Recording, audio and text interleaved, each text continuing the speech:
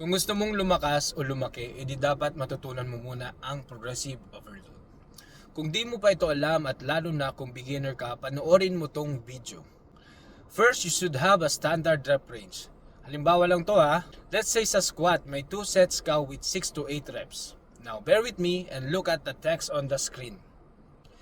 Week 1 ang nagawa mo ay 2 sets of 100 pounds with first set 7 reps and second set 7 reps.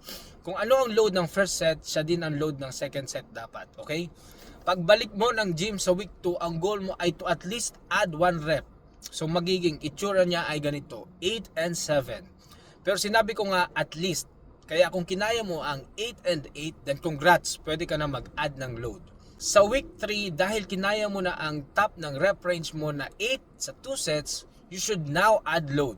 Say 5 pounds. Siyempre, dahil mas mabigat na, bababa yung repetition na kaya mo.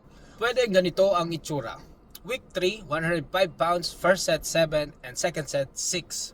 Now, every following week, ang goal mo ay to add rep or reps. Magiging 7 and 7, 8 and 7, hanggang sa makaya mo na ulit ang 8 and 8, then you can add load again.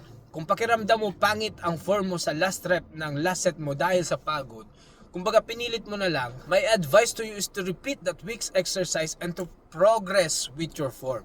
Kumbaga 100 pounds with 8 and 8 again. We want progress pero ayaw natin ng injury, okay? Summary, add ka ng rep hanggang sa maabot mo yung top rep range, then add ka na ng load. Ganun lang. Rinse and repeat. Machong Daddy.